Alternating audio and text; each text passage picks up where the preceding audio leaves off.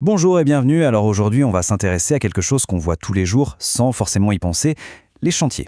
On va plonger au cœur de l'action pour décrypter une étape vraiment fondamentale de n'importe quelle construction, le gros œuvre. C'est un peu le squelette invisible, ce qui fait que nos maisons, nos bureaux et même nos ponts, tiennent debout, tout simplement. C'est vrai, quand on passe devant un gratte-ciel en pleine construction, on peut se poser la question comment tout ça peut bien tenir debout? Qu'est-ce qui maintient ces géants de béton et d'acier solidement ancrés dans le sol? Eh bien la réponse, elle tient en un seul concept, un concept clé qu'on va décortiquer aujourd'hui. Alors, pour y voir plus clair, rien de mieux que de commencer par les fondations, si on peut dire. On va s'attaquer à ce qui constitue littéralement le squelette d'un bâtiment. Le gros œuvre, c'est quoi au juste? En fait, c'est assez simple. C'est l'ensemble de tout ce qui va donner sa structure à un bâtiment. Pensez aux fondations, aux murs, aux planchers. L'image du squelette, elle est parfaite pour ça. C'est la charpente, l'ossature qui garantit que tout va tenir. Sans ça, pas de bâtiment, tout s'effondre. C'est vraiment la base sur laquelle tout le reste va venir s'appuyer. Bon, un squelette comme ça, évidemment, ça ne sort pas de terre tout seul. C'est pas de la magie. Derrière la force brute des machines, il y a avant tout des femmes et des hommes, une expertise humaine qui est juste indispensable. Allons voir d'un peu plus près qui sont ces visages du chantier. Quand on regarde une image comme celle-ci, on voit bien que chaque personne, chaque casque, chaque silhouette qui s'active, tout ça fait partie d'une sorte de ballet parfaitement orchestré. Le gros œuvre, c'est vraiment ça. Une aventure humaine, un travail d'équipe où plein de compétences différentes s'assemblent pour atteindre un seul et même objectif. Et dans cette équipe, chacun a son rôle, un rôle super précis. On a le maçon, lui c'est celui qui bâtit les murs, qui monte la structure. Puis il y a le grutier, tout là-haut dans sa cabine, qui manœuvre des charges hyper lourdes avec une précision d'enloger. N'oublions pas le ferrailleur, qui prépare ses armatures en acier, vous savez, le squelette à l'intérieur du béton. Et pour que tout ce petit monde travaille en harmonie, il y a le chef de chantier. Lui c'est le maestro, le chef d'orchestre, qui s'assure que la symphonie du chantier se joue sans fausse note. Alors, après les humains, parlons un peu de leurs incroyables coéquipières, les machines, celles qui démultiplient leurs forces. Ce sont eux, les vrais géants de la construction, les titans du chantier. Et le premier de ces titans, c'est bien sûr la pelle mécanique. Regardez là, c'est la force brute, mais une force contrôlée. C'est elle qui prépare le terrain, qui creuse les fondations.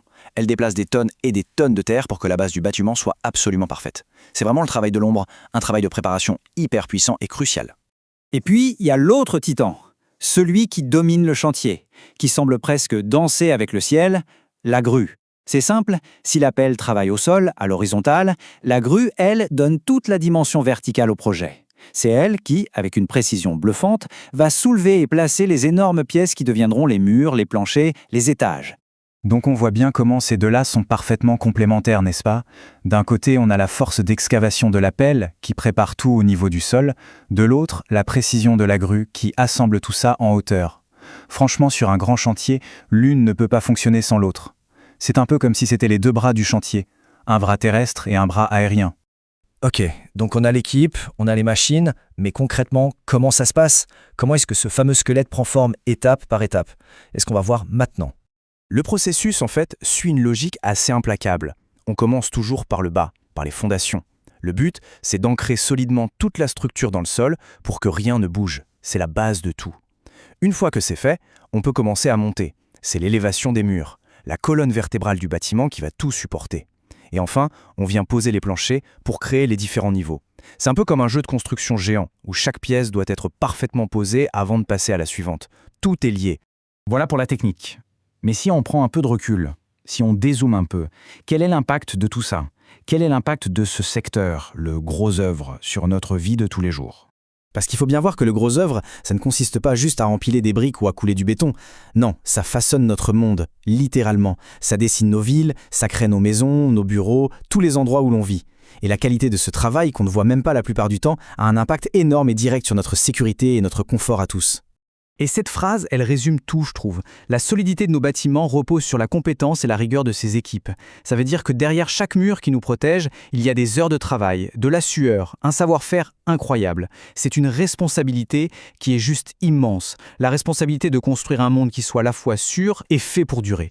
Alors, pour finir, une petite question pour l'avenir. Quand on voit tout ce qui arrive, la pression 3D, les nouveaux matériaux beaucoup plus écolos, la construction modulaire, on est en droit de se demander à quoi ressemblera le squelette des bâtiments de demain.